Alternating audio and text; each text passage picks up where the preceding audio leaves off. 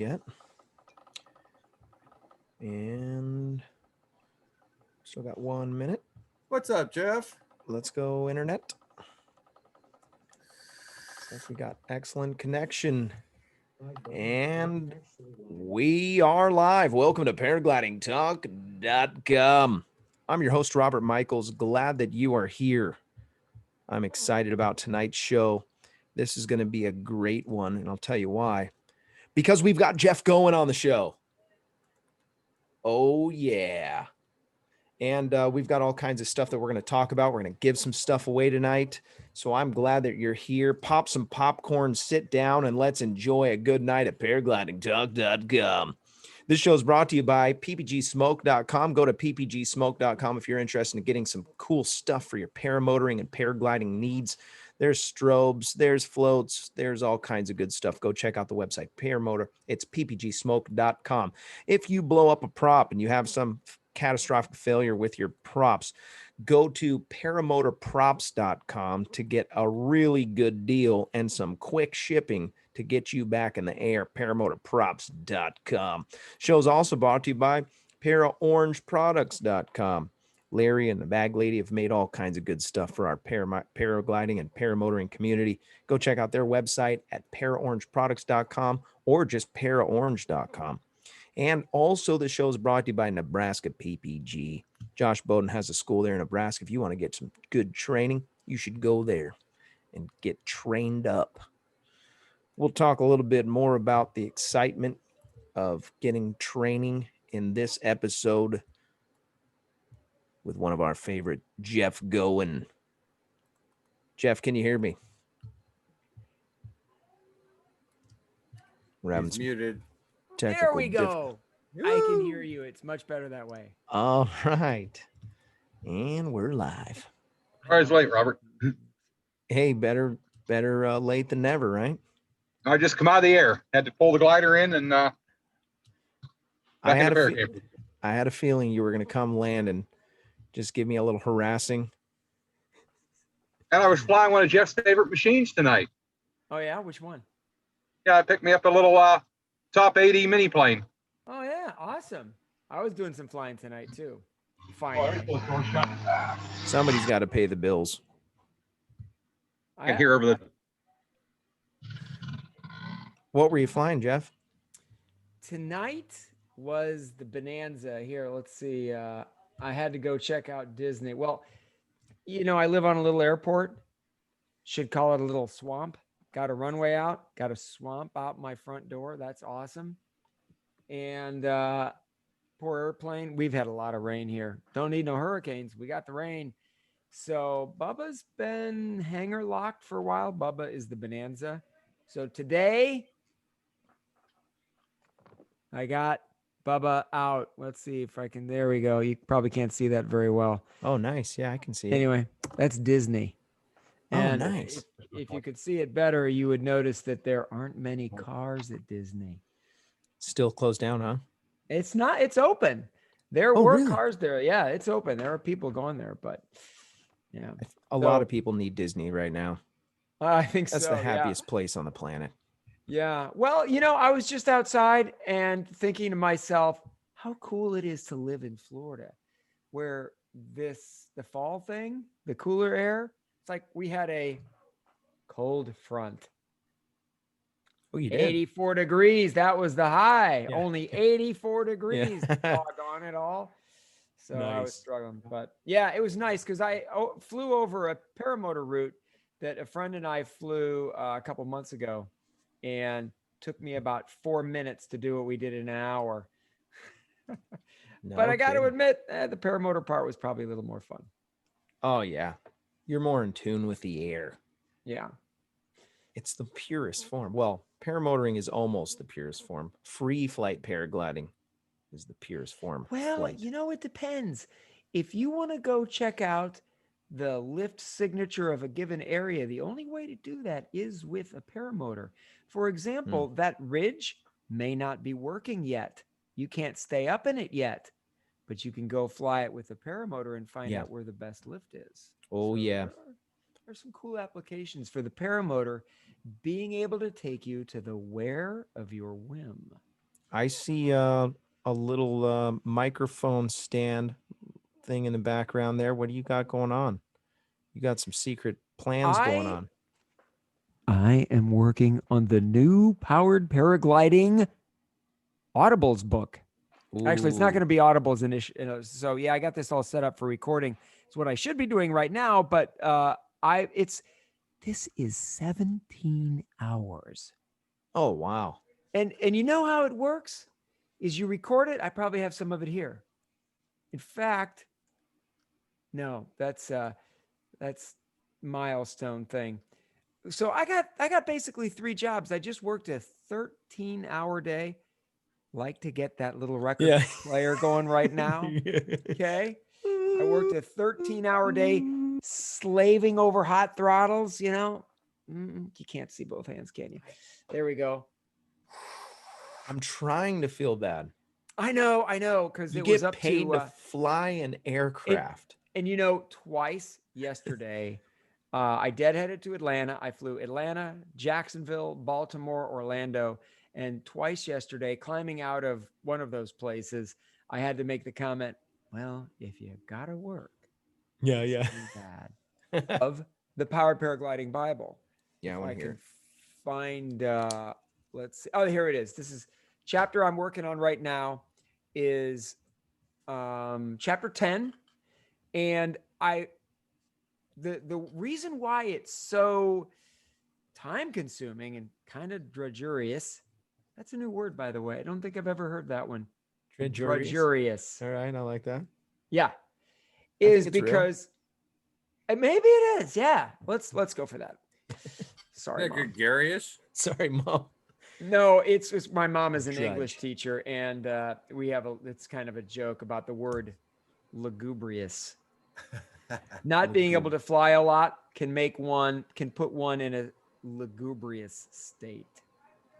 Yeah. If you're Okay. denied aviation for a long time, people like us will wind up in a lugubrious state. Tell that to my mom. Lugubrious. She'll I love like you. that. I might I have suffer. to. I suffer from lugubriamia. I haven't heard of that one, but hey, as long as I'm making up words, Yep. it's only fair. Hey, Lugubrious. So one of the reasons why is that you can't just record everything from the book exactly as it is because it's so heavily illustrated. And so what I do is I take each chapter, I copy it, import it back into a word processor, and then I got to go through it and rewrite a few parts. A few of the illustrations I also will include in the audiobook. So I've had to do that with some of the stuff on patterns. So here's one of them. All right. And you're going to find out why it takes so long. Because kind of like piano, I'm not very good at this. But I'm got tenacity. And so if I make a mistake, I fix it. I just keep on going, and then later on I edit. So here we go. Chapter 10, and this is, I don't know, maybe halfway through. Mechanical turbulence and obstructions. Airflow around obstructions creates mechanical turbulence downstream. Some locations work well for some wind directions. Let's say you're launching in an area that's downwind of tall trees. The trees will cause mechanical turbulence. With less than about 5 mile per hour wind, it will probably be manageable.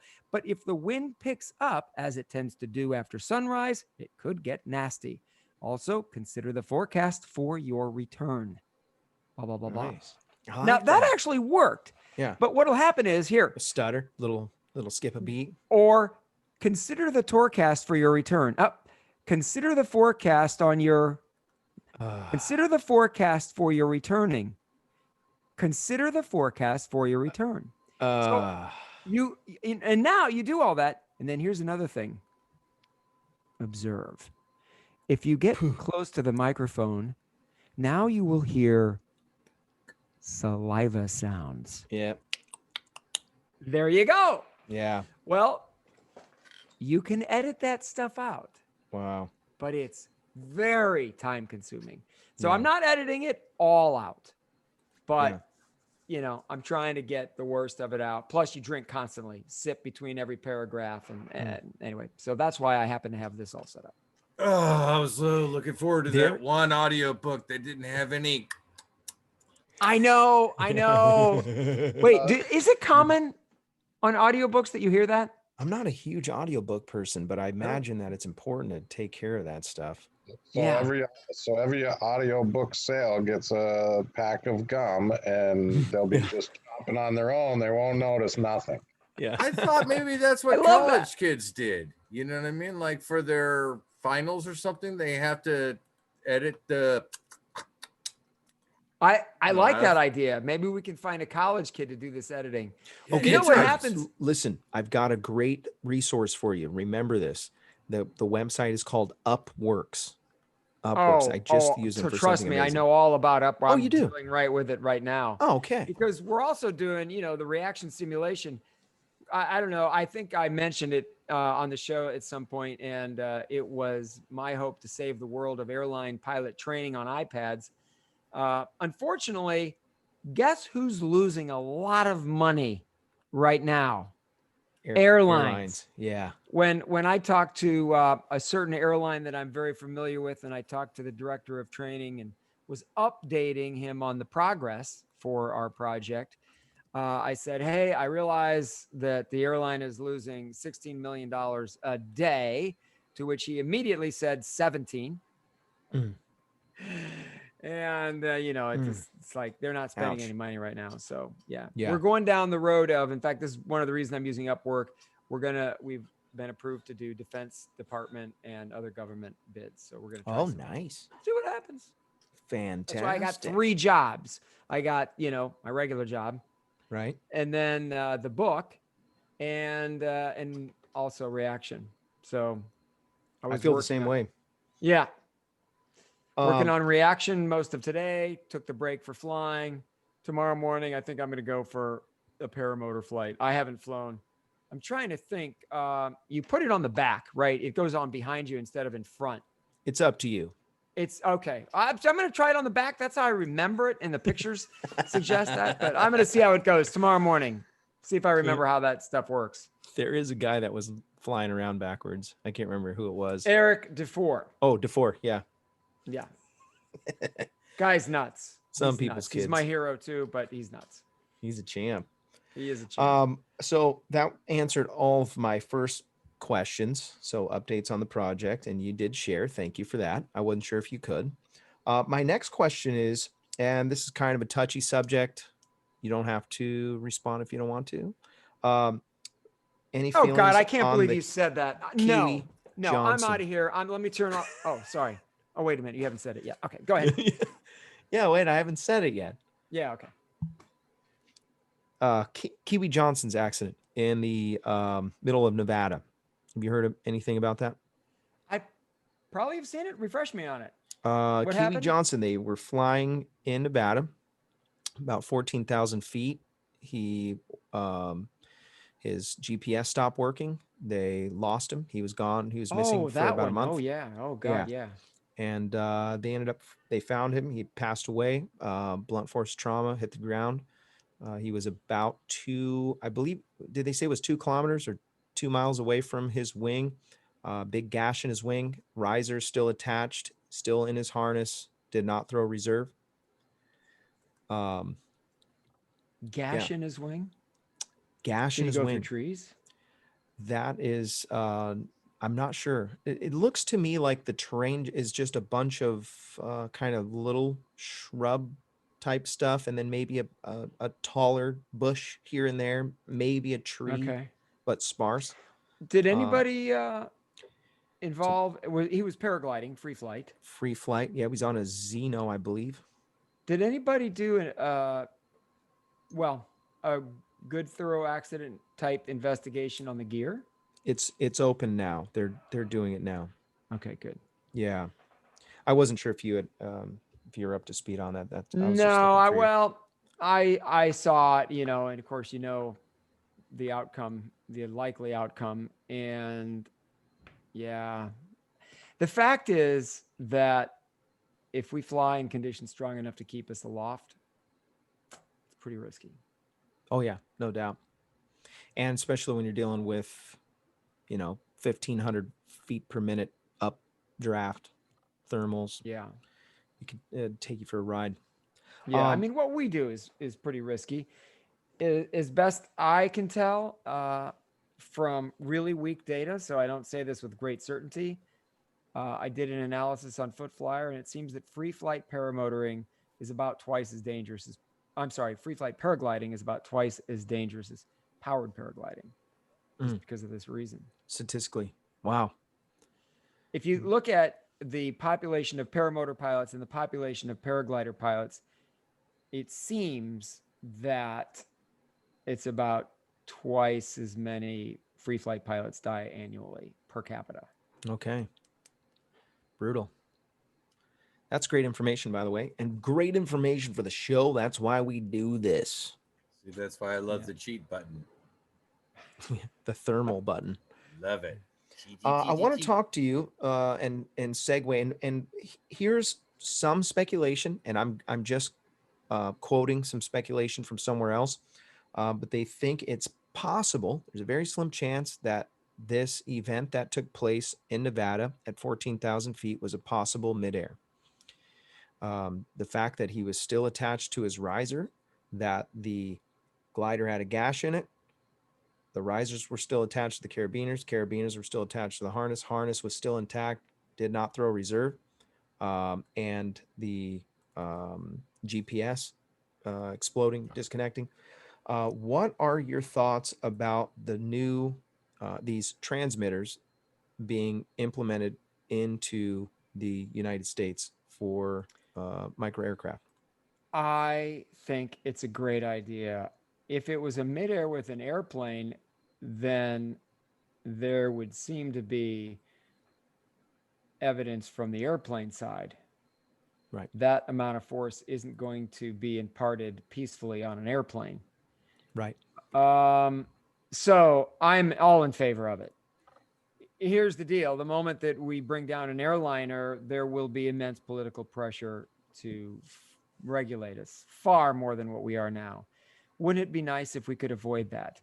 Now, I just went out flying in the Bonanza, and if there was a paramotor pilot up there, I never would have known him. Hopefully, I would have seen him. They're pretty easy to see, typically. But for anybody going up to 14,000 feet, and I've been above 10 myself, the gloves come off of the speed. So we're flying, if you're at 14,000 feet in a 737, we're probably going about 350 mile an hour.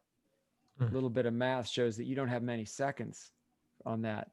Whereas if you have an ADS-B out, we'll see you and the aircraft will avoid you. It'll tell us that there's a threat, set your altitude, and tell us what to do to avoid it.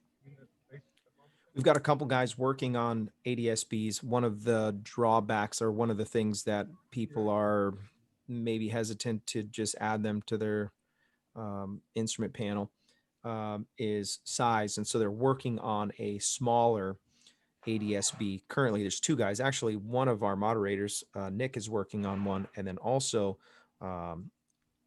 David Hatfield, who's a local here, he's working with a group to make a really small dynamic one that can go on the instrument panel, a little bit smaller than a deck of cards. Are you familiar with U Avionics? No, let me write that down. Is that like YOU or? It's the letter U and then AVIONIX. I am now. And they make tiny ADS-B solutions for drones and airplanes. These are so small that the way they work on the airplane is they just replace the nav light. All the electronics for their device goes in the nav light with a little antenna that sticks down. So they're pretty small, and they're on the drones. And I talked to the guys, and they said, no, we don't. They're not approved for ultralights. And I don't think they'd want to sell to ultralights for the ones for the drones. They're still $2,000, by the way, even the ones for the drones. Wow. Yeah. And that's because you gotta put your own battery in it and a couple other things. But It's all there. You could do it for $2,000. So maybe even 1,500. I think I might have calculated with the battery in the box 1,500. So a lot of people aren't going to do that. But if you're up in an area where there's likely to be airplanes, when you're falling in free flight, disconnected from your risers, you'll be saying, I'm glad I saved the 1,500, man. Yeah, save that $1,500. Yeah. So I'd be all over it. If it were available, I'd have one. A lot of my flights, I don't go high enough to use it. There's nobody down here.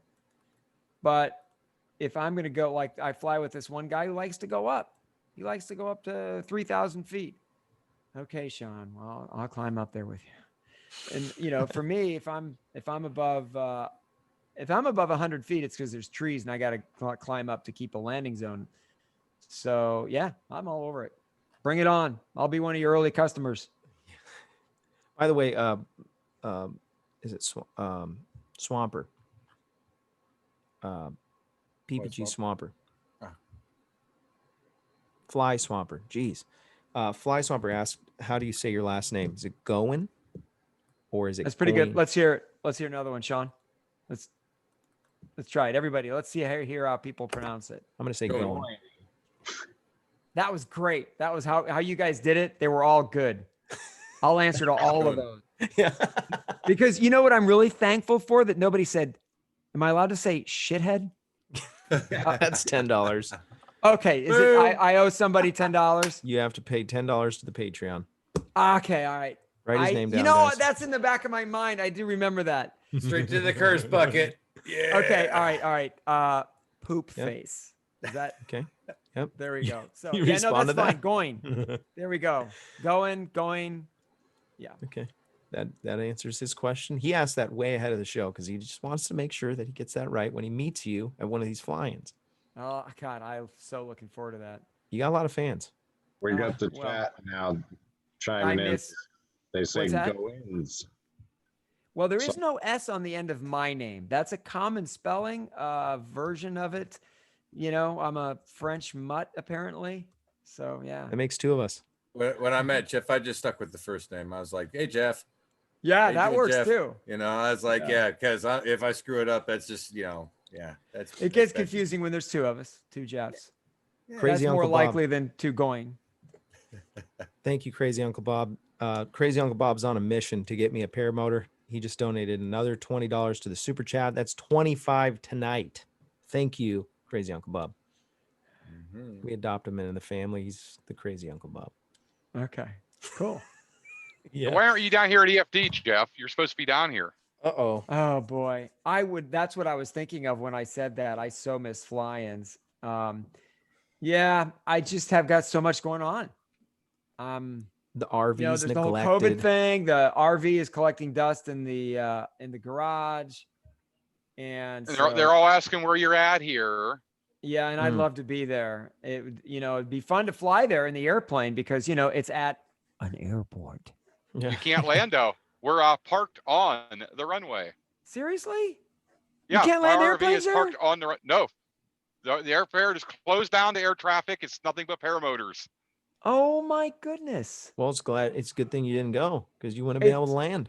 I would have been on fine. Well, I would have read the NOTAMs, Yeah. and if they've closed the runway, I'll bet you it's in the NOTAMs. In fact, I'm gonna do that right now. I'll get a briefing from flight service.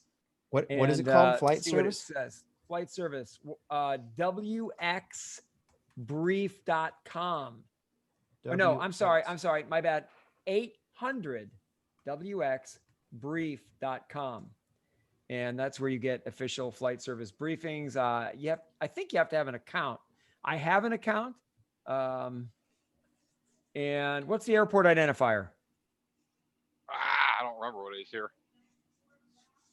It's the county airport out here. Where are you All at? right. Fredonia, Kansas. Watch the Municipal chat. airport. We have 84 people watching right now. One of these guys in the chat is going to chime in. You probably got about 15, 20 watching here outside of my trailer. I have the projector on the side for you, Robert. Oh, nice. Kansas. HGT. You're on the big screen. HGT. What is Oh, it? that's great. HGG. No, HGT, Hotel Golf Tango. Hotel Golf Tango. Let's see what if I do I'll do a briefing. You guys Oh, it's continue not to it. talk. I I'll lied. get this up. 1 kilo 7. Oh, that's Hotel- definitely not it. That's Yankee Paramotor has posted that. It's the ID. Ford Flight lied to me, and I lied to you all. Hmm. Wait, okay, so I'm going from 4FD7.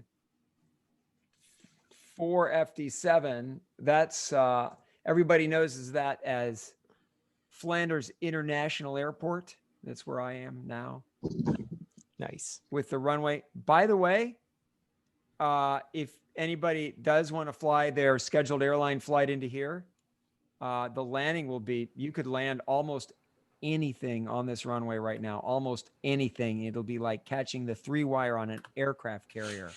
Nice. You will stop and you won't go anywhere for maybe a month. Oh no. All right. So where is it? Grass field or what? Yeah, that's more like a swamp. So Ugh. all right, the destination is, Fredonia, Kansas. what's the identifier? 1 kilo 7. 1 I kilo 7. 7. Okay. The I or 1? I'm not sure. It looks like 1 kilo 7. One person on board and cruising speed of 145 knots at, all right, let's see what happens. It'll give me probably an error message. Hey, you forgot to enter this field. Yeah. Of course I did. Oh, no, I didn't. No, yes, I did. So anyway, next subject. I'll bring that up while we're talking. By the way, if you're in the chat right now and you're commenting, your name's being written down and put into a hat. So say something nice to Sean and he'll put your name in the wheel, and we're going to give something away here in just a couple minutes. 4 minutes, actually. We're going to give away a neck gator. Paraglidingtalk.com neck gator. It's been too long since you've been on the show. It's Jeff? been a while. Yeah. Here, I'll show you what I got going on here. Here, I have it in my Ford back Flight pocket. does say it's closed. In the Check these out. northern. Paraglidingtalk.com neck gator. You need Nice. one. Yeah, so we're going to give these away. Actually, Craig Taylor came up with that idea. Oh my Oh, goodness. The briefing later. came up and said, that's too far for you, son. Yeah. Let Chat you is know. blowing up now. Yeah, the chat's going crazy. Thanks, Robert.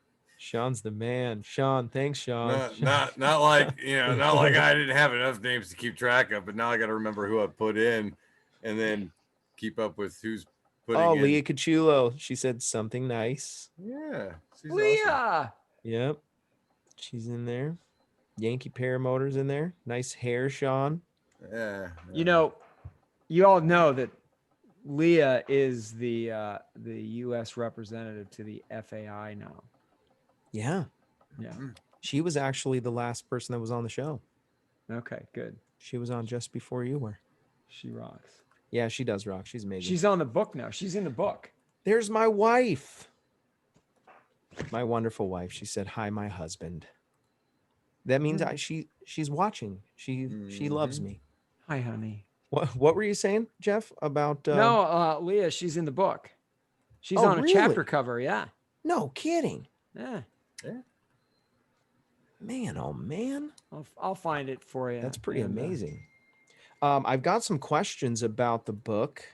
Okay. And let's spin the wheel. Are you ready to spin the wheel? No. Oh, not yet. Okay. You got 2 more minutes. You got 2 more minutes. You're okay. You got 2 more minutes. It's gonna take me all 2 minutes to make sure I got everybody in here because that's a lot of people, yo. Glenn Tusing is in the house. Yep. Welcome, Glenn. It's been My work watching for a phone minute. just dinged for some reason. Yeah, there's Leah right there. That's Leah. Yep. Can't really do it justice. Chapter 16, precision flying. Nice. You make that look good, Leah. I like that. Yeah, she's great. She had some great information for the show. Pretty incredible. She judged me. Jeff judged me too, which was pretty awesome. You probably need it. I don't know. I don't know if Jeff judged me or not. It would be kind of cool if Jeff judged me though. Yeah, you should If you're, you should have if been you here for com- the kiting war, Sean. They had a real kiting war here. They're trying to knock each other's gliders down all day. Oh, We call that would wing be wars. Fun. heck yeah. Oh, We, it was total warfare, man. They were doing everything they could to knock each other out. That's what Yeah. I'm talking Well, about. you know, the official rule is now you can run it how you want, but you're allowed to pull someone's lines. Yeah, that's what Nice. I'm talking about. That's fun. No, That's they, what I'm they talking said that about. was against the law. They said it was against the That's- rules. You weren't allowed to grab lines. But you could Okay. smack gliders against each other. What guys would do is they would take their glider and catch the other guy's lines with their glider and knock them over. Yeah. Yep. we do that on Blossom, on launch at Blossom. All right. I'm not putting any more names in. Robert, you ready? Yeah, spin it. Okay. Spit, win it. Here we go. I'm gonna. You gotta enable the screen sharing here, Robert. Oh yeah. Oh, look at that. You got me at a disability at my wheel spinning of spinning wheel goodness thingies. I always forget about this. Allow participants to share the spinning Yeah. wheel. There we go. All right, here we go. Okay. All right, glad that you're watching. We're now going to spin the wheel of spinny winny things for a neck gator. Paraglidingtalk.com. I do them all the time. Look at all these Trying to get fabulous one out of names here. of all these people that watch our show. Might have to order another batch of these. Start Yeah. running low. I know. These people they really like these. Yeah, it's because they're awesome. Yeah, they are pretty cool. Heck yeah. Paraglidingtalk.com. This spin, by the way, is brought to you by the Tri-State Skywalkers. If you're in the Indiana, Kentucky, or Ohio area, reach out to Brandon McLeod. Join a flying club. It'll help you grow in the sport, make you a safer pilot.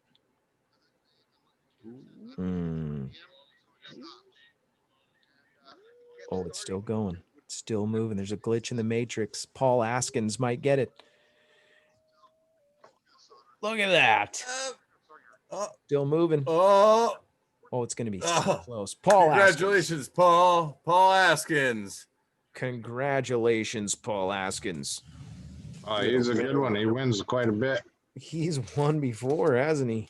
I think he won a shirt at one time. I think you're right. He won paragliding.com logo from Wicked Wings logos too. Yeah. No kidding. This guy's a winner chicken dinner. I think it's like maybe it's like internetally rigged. Like the letters, there's so many letters that come up, then it just automatically pulls your name or something. But that's only happened a few times. But he has won at least 3 of them. out of 100. Congratulations, Paul Askins. You're the winner chicken dinner. Reach out to me. On paraglidingtalk.com, go to contest. Put your name in there, and I'll send this over to you. Actually, contact, not contest. Contest is over. You already won the contest. Hey, before you move on, if you don't mind, here's a good question just popped up from our friend Jim Reeves, known as Jim CR120. Question for the chat, but I'm going to direct it to Jeff. I somehow snapped the beeline at the Malian during ground handling. Has anyone had that happen, and has anyone had to replace that line? No, I've never had it happen, but I've had to replace other lines. Yes. That's some pretty intense kiting. I was kind of wondering, he's got, I believe, training in 51 days. So Okay. he's still learning on his own. Hopefully there was something else wrong with that. Yeah, I'd want would to. say I'd want to that go line. to, if possible, try to go to instructor and find out what's that. I mean, usually when you break a line kiting, it's because you snagged it on something. I don't know how else you do it. And But at the Malian, yeah, at the mount, I don't know how you'd even do that. That's I would be suspicious of the glider for one thing, and kind of want to get it inspected possibly, unless you knew why. yeah, I would say I would save that line and bring it with you to training, Jim. Yep, that's a great idea. And congratulations on the move, by the way. Better Oh, he yet, moved? send that glider in to have it tested before you even think about going to training with it. Make sure there's nothing else going to break. Yep, that's a great idea. So this question is for Jeff Goin. Anything that you would change if you were to rewrite the PPG Bible? And I didn't even know that you had a new one. I didn't even know you had a new one. Well, oh yeah, this is Yeah. See that? what I just answered that question right Yeah. here. Yeah. We see that? And I That's was the the one answer. that tipped him off. I said, you didn't know about the new one yet? He's like, no. I'm like, Yeah. Here we go. So there were a lot of things I wanted to change. In fact, let me show you a couple. For one thing, one of the complaints was, I don't know if you can see this or not, but that the images, a lot of the images were too small and a little difficult. So we addressed that. Like, for example, and also somewhat outdated. So this now reflects modern low hang point motor with articulating arms. And it's the same size because it's the chapter cover. But that was one thing. Full page illustration. And this is kind of cool. So for years, I've had this data on line loading for one particular wing. And I didn't know I didn't have really room. You know, there's a lot more information that I'd put out there potentially, but you overwhelm people and then it gets to be less valuable. So these lines represent the loads. The thickness of the line represents the loads. So that was just a minor little cool thing of a lot of cool things. That's a new illustration completely to begin with.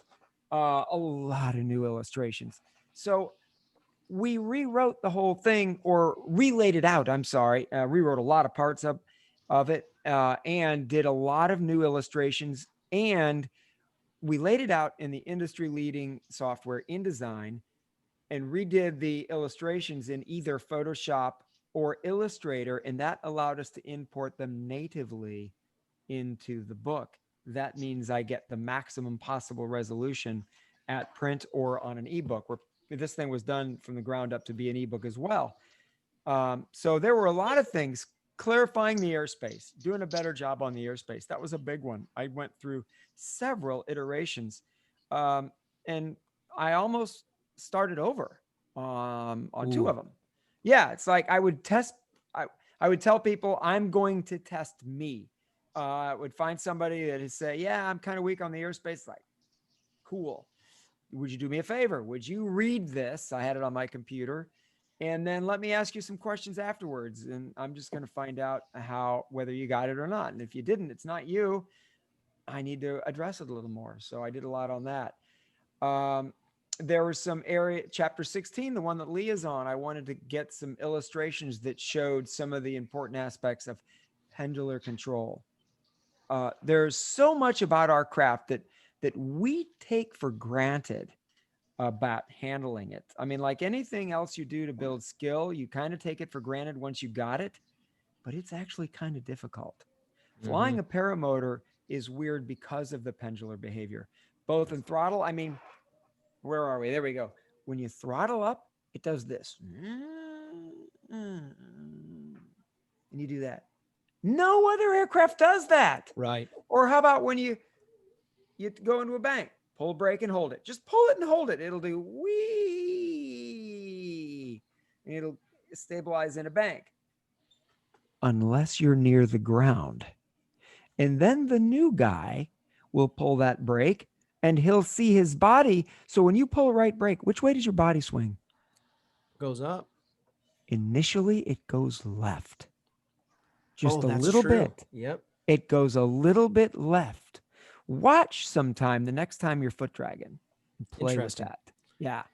Very interesting. The problem with that is that you now feel like, oh, I don't want to go left. And your inclination is, oh, I better give it left brake. And so it's really easy to get out of sync with that. Yeah. As a So new person. Ooh, yeah, that's a good point. Yeah. So I spent some time on new illustrations. That's in chapter 16, mostly. That's precision flying. And some of the text, a fair amount of text has been addressed as well. So all of the changes I wanted to do, they're in this edition. I mean, that's true of every edition, but Yeah. this was the biggest update we've ever done. It was almost like the amount of time it took me to write the book initially, probably 2/3 of that amount of time. Incredible. Yeah. Well, I'm glad that you've spent some time and redid it. I know that it was, pictures from the 80s and Yeah. You maybe got not me that sold. Probably some of those. You Well, got me another sold. one. Yeah. Another one was like on, I think chapter 7 is weather. And I added performance. So the book never included any information on the degradation of performance you get from hot and high. It included some information, but not much, and no charting or more description. And I thought the most interesting way to do that was, so we all hear about, density, altitude, but how much effect does each of these factors have? So I got the chart here, but really what you care about is how much effect does each one of them have? And you can follow the chase around chart, or you can read the caption, and the caption will tell you, it will put in parentheses, actually this is in the main text, how much effect does temperature have? Plus or minus 3,000 feet. So Wow. beyond your actual takeoff elevation, the next most important thing is temperature. The next thing to that is barometric pressure, but that's only plus or minus 500 feet. So for all intents and purposes, when someone's talking about pressure altitude, it's really just launch elevation and temperature. The rest of it, it's in the noise. You're not going to really notice it. Ask yourself, would I notice it if I was here or if I was at 500 feet? Probably you're not going to notice it. So launch elevation and temperature. But it's interesting, and it points this out and always has.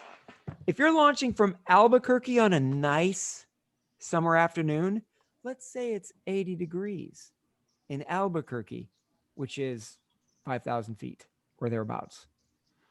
You're launching at the equivalent of like 8,000 feet. That top 80 with that little mini wing you're trying to heft, ain't going to cut it. You're going to run that out. You're going to get your exercise that day. Yeah. So anyway, that's a lot of it. There's a bunch more. I got it on the website about all the changes. In fact, this time what I did was I put, I think 90 pages of content so you can see where the changes are. It's like, well, do I buy it? People have asked me, well, do I buy it? It's like, I don't know. If you're already flying, it's up to you. But now here are the changes. For a new guy, this is definitely the one I want him to have. Nice. Great You answer. got me sold. You got me sold because one, I'm a sucker for picture books. And Gotta have pictures. Yeah, lots of pictures for me. Yeah. Well, I mean, sometimes I get tired of reading all those boring words, and then I see a picture. I'm like, "Ooh, look at the bird back Pretty there." picture. Yeah, and then I go I back to get what I was it. reading. So yeah, I'm sold. I'm buying this version here. Well, thank you. No, I'm quite disappointed that I can't get it signed, but maybe the next time I run across you'll. I could of course do that. Yes. I'm really close to getting Jeff Hammond on the show. I'm not sure how it's going to work That would out. be awesome. Do you know? Well, I mean, Jeff and I go way back, We could do a specifically Jeff to and Jeff Albuquerque. show. Yeah. Oh, Jeff, he's the adventurer. Yeah. He still has a paramotor hanging in some Central American jungle. But, Oh, really? Oh yeah, he'd have more stories than you've got time for. No, you need to tell on that one. Yeah. Ask him about that one. Oh, there's a lot of them. I mean, I've been on several of Jeff's trips. But I got to tell you, one funny story was, he had the boat, the 50-foot catamaran. And he sent me an email because I had mentioned to him that Tim and I were thinking about doing the Great Loop, buying a boat, putting a couple of paramotors on it and going around the Great Loop, which is where you go up the East Coast by New York City and then through the canals to the Great Lakes and down the river system. Oh, wow. Jeff, he's I think he was dead on serious. He was enough that we looked at a boat, a 90-foot houseboat, and part of the mission was to see how you would remove the hardware from the top. And I've come up with a complete way to do that. I did that years ago. It's like an Where aircraft carrier. it's an aircraft carrier. You got it. You have to be Enterprise E or something. Yeah. But the boat can go, I think, like 14 miles an hour. It's a big boat, got big motors. And so if you can put 14 mile an hour over the deck, that represents perfectly smooth wind. That's super easy to inflate in. So you clip yourself to a cable, and then that's clipped to another cable on the deck that you have mounted really stoutly on the top. And so you can't fall off. You cannot fall off. And then you inflate the wing, get it overhead, turn around, throttle up, and either you have a release in your hand or you get the wing leaning over this way, and with your other hand, unclip it, and now off you go. Yeah, there's risk in everything, but So wait, were you going to have like an upper deck, and that was going to be the launch, and then controls down low? And the upper deck of these boats it's frequently there is a control console helm. In this case, above that outdoor helm, there was another deck, and that still had the radar arch, and that would have to come off. But we mount that stuff elsewhere. It's a river boat, I mean, the radar, it's good for some things, but anyway, you take that off, and we looked at that. It would have been pretty easy to do. No kidding. So, how many feet? I think that was about 50. The launch area was about 50. But you got to realize that's doable. I'll bet all of us have done the equivalent of landing on a car. And here's how you know that. If you've ever been in a strong wind and you come in and you land on your wing bag, think about it. That's the same amount of room as the top of a car. Yep. How much more is a boat? Be mindful of the wake, obviously. Come in from the side, maybe not straight behind it because it's a 18-foot drop. But if you come in from the side, now you have an engine failure, and you'll go in the drink, but you're wearing a life preserver, and your paramotor has flotation. So that's how I would do it. Jeff, I think he was the same way. He likes his water. He's done a lot of over water flying. So yeah, wild. Jeff he's a lot of fun. I need a favor of you. Okay. I need you to message him. Okay.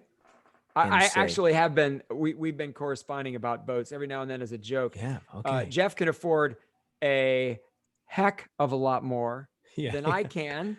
And how'd you like that, huh? I like that. What do you think of it? What do you think of doing a double header, Jeff? Would you be up for that? Like a Jeff and Jeff show where both you guys and, Oh yeah, that'd be fun.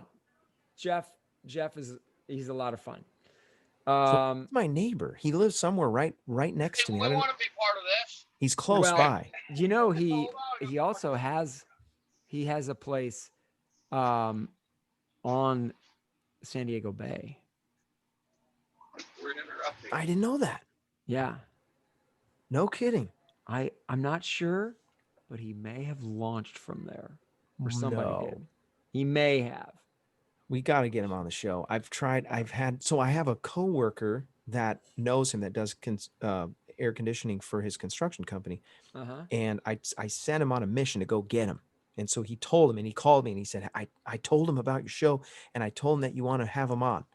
And he supposedly gave my phone number to him. So then I have Phil Russman, who also was supposed to send a Scud missile his way to get him to come on the show. So now I think if Jeff Goin tells him he needs to come on, I think he'll finally make his way over. Well, maybe I'll. I'm sure he'd come on. I don't know. He's got a lot going on. No, I know. So that's we're talking to one of my buddies. So maybe it's just a matter of time. I think it might be a matter of time. Yeah. Because he's not shy, obviously. Yeah. But he gets on a mission, and that's his mission. He's going to do it. Yeah. So, did you see that we had the guy from National Geographic on the show? Oh, very cool. George? George, yes. Steinmetz? Steinmetz. Yeah, he came on. Awesome. Yeah, Well, he you was know, such a he's fun. You don't watch the He's- show, Jeff? unfortunately, I have been so packed out. It's crazy. Here, chapter 32 is on Episode photography. 117, I think. No kidding. So Yeah, that's George. that is awesome. That's yeah. And here, let's see. And that, where is he? There he is. That's George. Yeah. That's one of his famous pictures. Yeah. I Good guy. That's I'm cool. gonna have him on again. He said he would come on again too, and we had such a great show that we didn't even scratch the surface of his adventures. Oh my God. Got some Talk great about ones. adventures. Woo. Nonstop. And he doesn't even care about the flying part. He's like, it's just a tool. I got drones. He's a now." photographer Yeah. who flies. Yeah. Yeah. Yeah. Does he use the drones? Yeah. He uses drones now. Bummer. Yeah. So he's he got doesn't some fly killer pictures. anymore? He does fly, but it's not like it was. Does he Yeah. fly? Well, you For can't fun. put the big good camera. What was that? But that suggests that he may fly for fun a little bit, not wanting to admit it completely. Yeah. I think there might be Thinking. something in there. Yeah. Yeah. But he did say that he mentioned something about the big camera. And so paramotoring with the big camera, that you can't put a big camera on the drone. Not that I know. of. Right. I mean, there might be some massive drone, but who knows? That was episode 118, Jeff. Oh, Okay. 118. Very cool. Yeah, that was a good one. There was a couple other questions before we run out of time. Actually, Sean had a great question about flying around balloons, hot air balloons.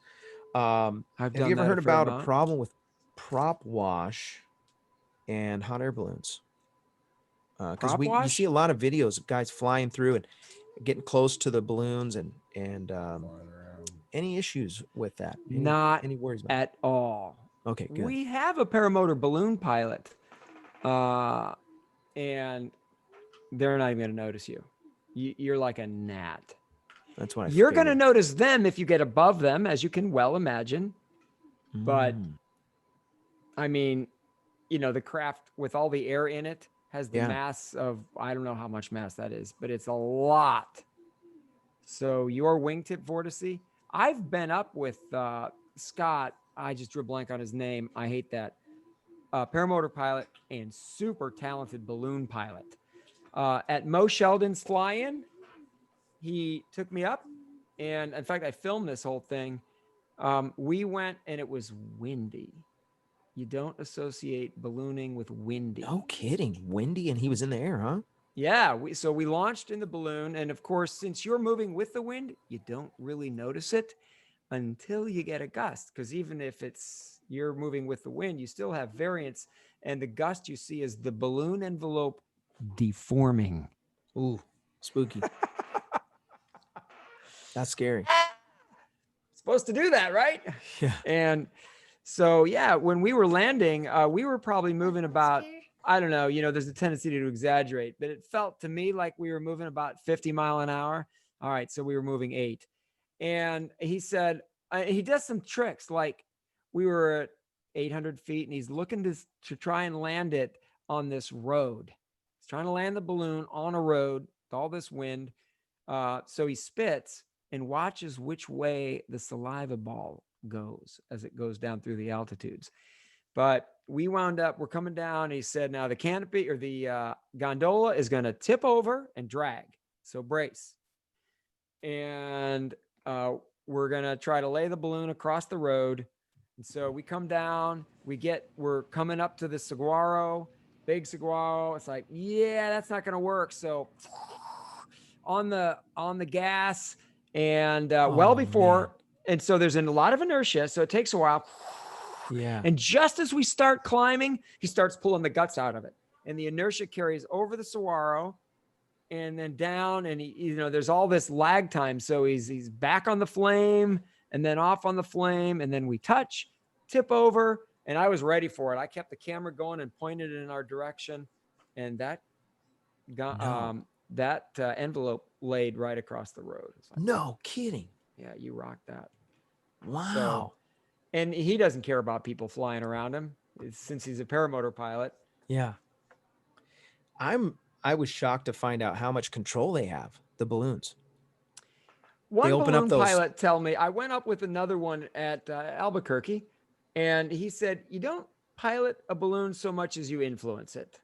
Right, So right. It takes yeah. a lot of planning. But you're right. If you know what you're doing, you've got more than I would have expected to. Yeah, because I just thought, well, you're at the mercy of the wind. I really wanted to have a balloon pilot on the show to talk about weather because I want to know what they're looking at when they decide to go fly.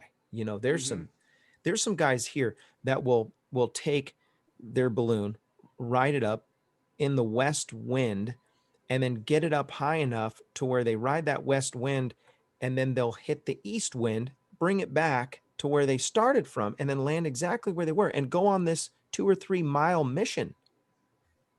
That's why Albuquerque is famous. The box, they call it. They have a pattern just like that. At low kidding. altitude, it's out of, I think it's out of the north, and then you go up a few hundred feet and it's out of the south.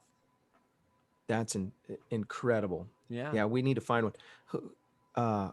If you guys have a good balloon pilot we can have on the show, message me in on the website, paraglidingtalk.com. By the way, this show's brought to you by iFly Indiana Powered Paragliding. If you're interested in flying paramotors, no better place to get the proper training than iFly Indiana. iFlyIndiana.com. Kevin and his team will get your feet off the ground. The show's also brought to you by the Lone Star Paramotor Team. If you're in the Lone Star state of Texas, you can reach out to Ron Turan. Him and his team will get some world-class training right up your alley. LoneStarParamotor.com. The show's also brought to you by Torrey Pines Glider Port. That's right, Jeff. Torrey Pines Glider Port supports this show. If you want to learn how to free fly in the most beautiful place in the United States, reach out to Max Marion or any one of the guys at flytorrey.com. That's flytorrey.com. Lastly, this show's brought to you by Resurgence PPG. Craig Taylor, take it away.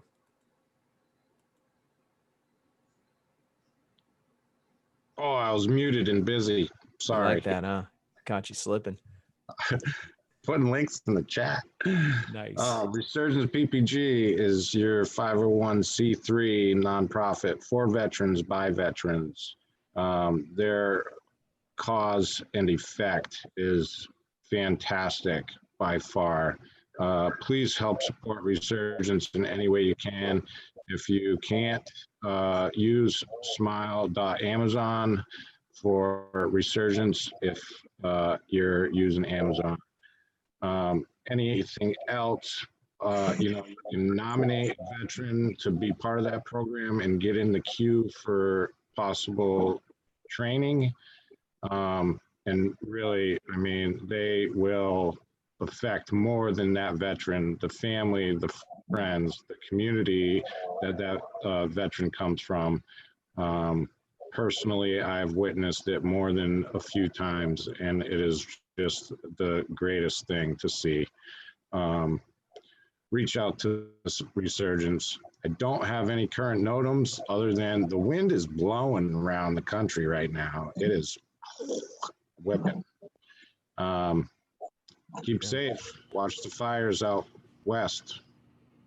Fire in the hole. All the Oregon fires are pretty much out. A bunch of rain came through, which is nice. There's still, I think, a couple of them burning here and there. Anthony Peregringo, glad you made it. Better late than never. I'll have to watch the rerun. Yeah, it's a good one, man. You're gonna like this one. I'm in Tucson, Arizona, out in Oro Valley.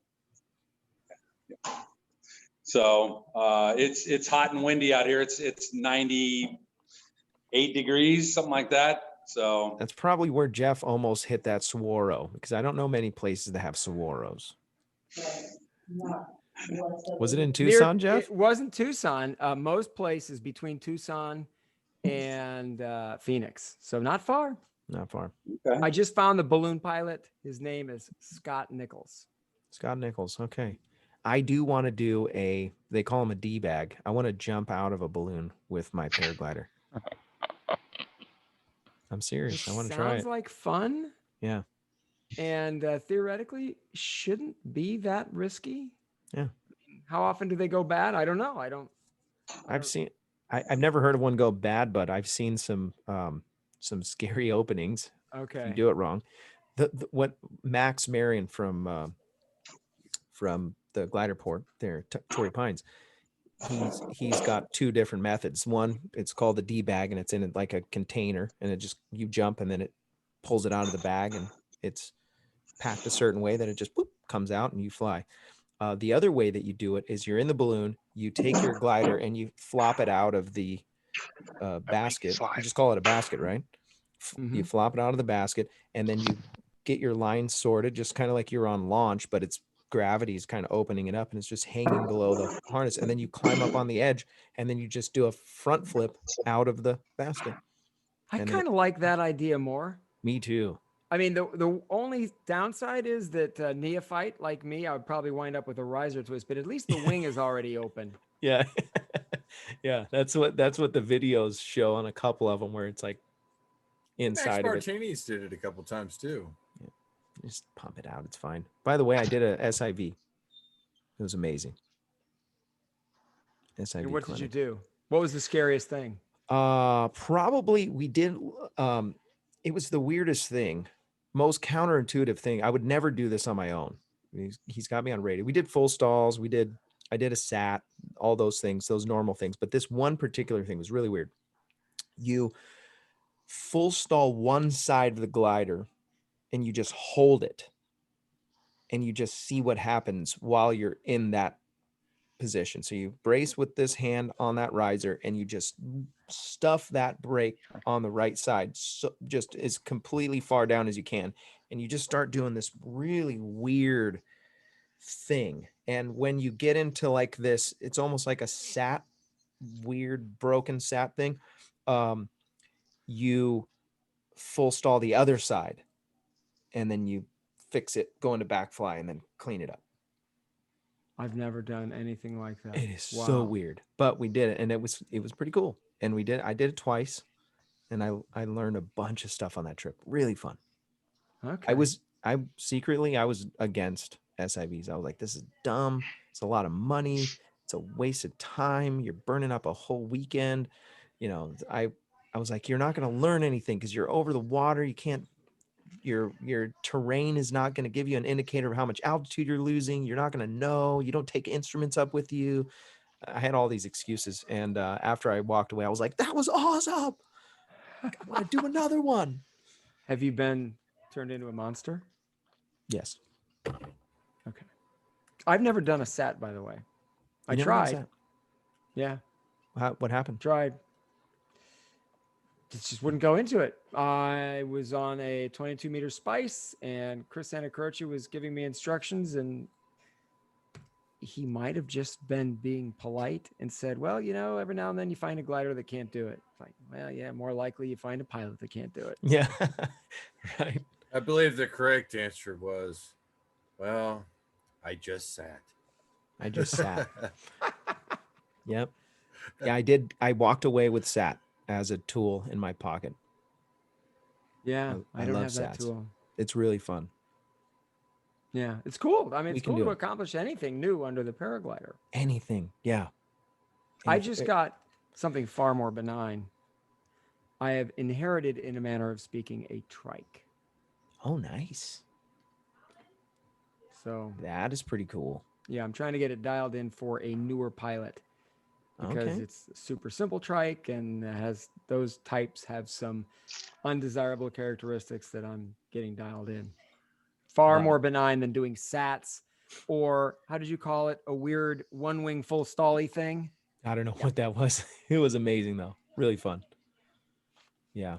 Well, Jeff, thank you so much for coming on the show. We're going to go to the after show. And thank you so much. If you want to sponsor the show, you want to support the show and keep the show going, you can go to Patreon or PayPal, and you can support the show with a price of a cup of coffee. You can learn something that might change your life and might save your life or someone else's. Maybe there's people that support the show. They don't even watch the show anymore, and they still believe in the cause. If you want to keep it going and you want to support my habits, because sometimes I use it to buy things for free flying, and you can do that on Patreon or PayPal. Thank you so much. All the moderators, Craig Taylor, Sean Nafsker, Nick Fasekas, also Anthony Peregringo. Thank you guys for doing what you do for the show. If I don't see you in the air, I'll see you on the air. So thanks for watching.